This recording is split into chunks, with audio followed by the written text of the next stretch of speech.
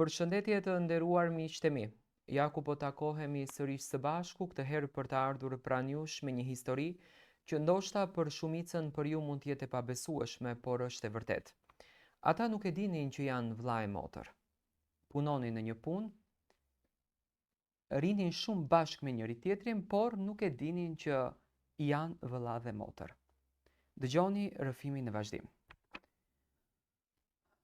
Unë nuk e kisha menduar kur se një ditë jeta ime do të ndryshonte në mënyrën më të pabesueshme, më të dhimbshme dhe më të bukur njëkohësisht.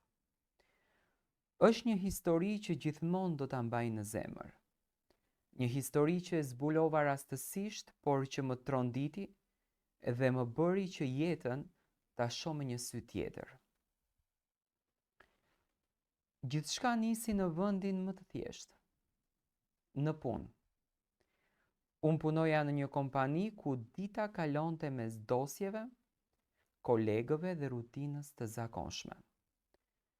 Në atë ambient punoja mes shumë njerëzish. Kishte një vajzë të cilën unë e shikoja ndryshe.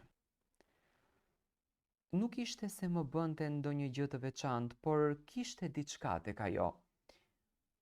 Një qetësi, një ngrohtësi, një lidhje që nuk arria do ta shpjegoj. Në fillim e shihja vetëm si kolege, por me kalimin e kohës filluam të flisnim më shpesh. Bisedat tona nuk ishin thjesht për punën, flisnim për jetën, për sfidat, për kujtimet e fëmijërisë. E kuptova që ndjesha shumë mirë pranë saj.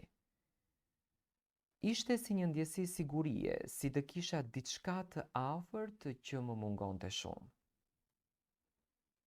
Sa më shumë kalonin ditët, aq më tepër ne afroheshim. Pinim shpesh kafe pas pune, flisnim me orë të tëra, qeshnim, ndonjëherë edhe qanim duke treguar historitë tona të vështira. Por gjithmonë brenda vetes ndjeja diçka të çuditshme. Pyesja veten, pse kjo vajzë më duket kaq e afërt? Pse nuk mund ta shikoj thjesht si një shoqe, si një mike? Por nga ana tjetër, diçka më ndalonte. Gjithmonë të shikoja më tej me këtë ndjesi. Ishte si një mur i padukshëm që mua më pengonte.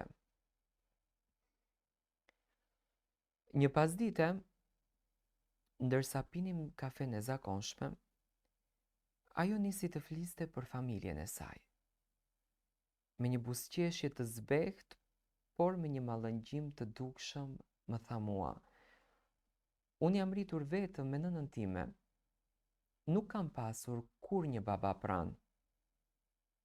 Por di një gjë, babi im quhej" dhe përmendi emrin. Zemra më ra në gjunjë.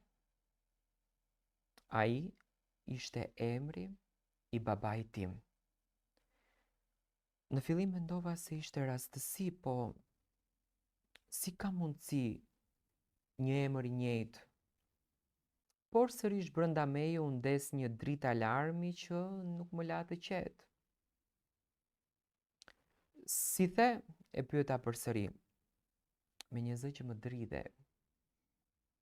Ajo e përsëriti dhe sytë e mi u mbushën me lotë. Atëherë ajo nxori një fotografi të vjetër nga çanta. Ishte një burr i ri, i buzëqeshur që e shihte me dashuri kamerën. Në atë moment gjaku më ngri. Ishte baba im kur ishte i ri. Syt nuk më mashtronin. Ishte pamja që unë kisha parë qindra herë në albumet e shtëpisë time. Nuk e dija si të reagoja. Lotët më shkonin vetë pa i kontrolluar. Ky është baba im, i thash me zë që mezi mua më dilte nga goja. Ajo më pa e shokuar, fillimisht mendoi se po bëja ndonjë shaka të hidhur.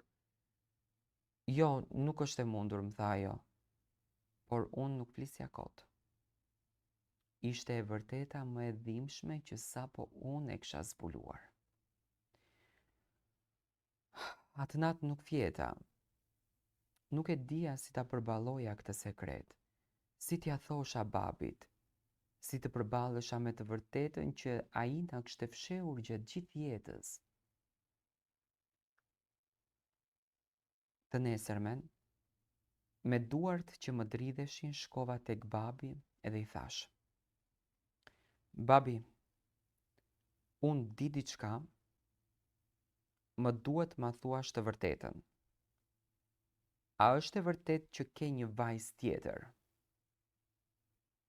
Babi ngriti sytë dhe u zverdh. Mbeti pa fjalë.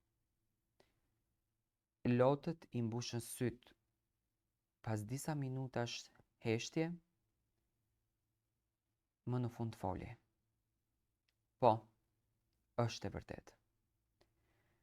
Para se të martohesha me nënën tënde, unë pata një dashuri të madhe.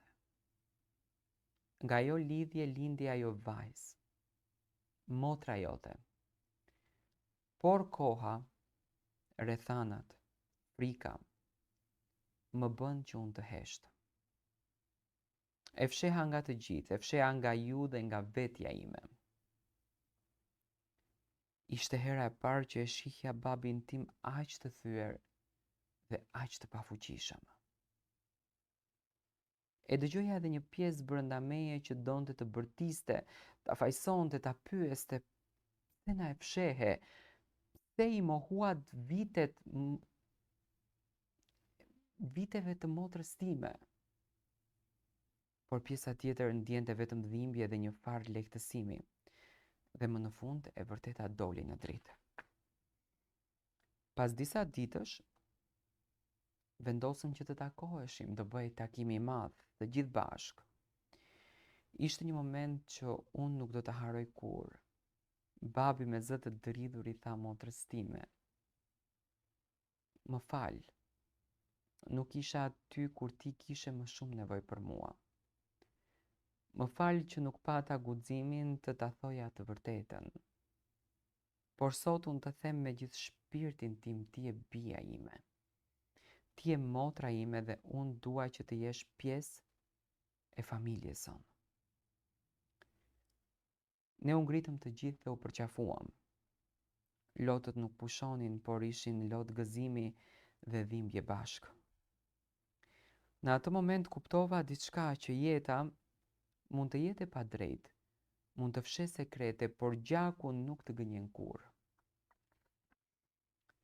Dhe zemra gjithmonë e ndjen kur një pjesë e saj mungon.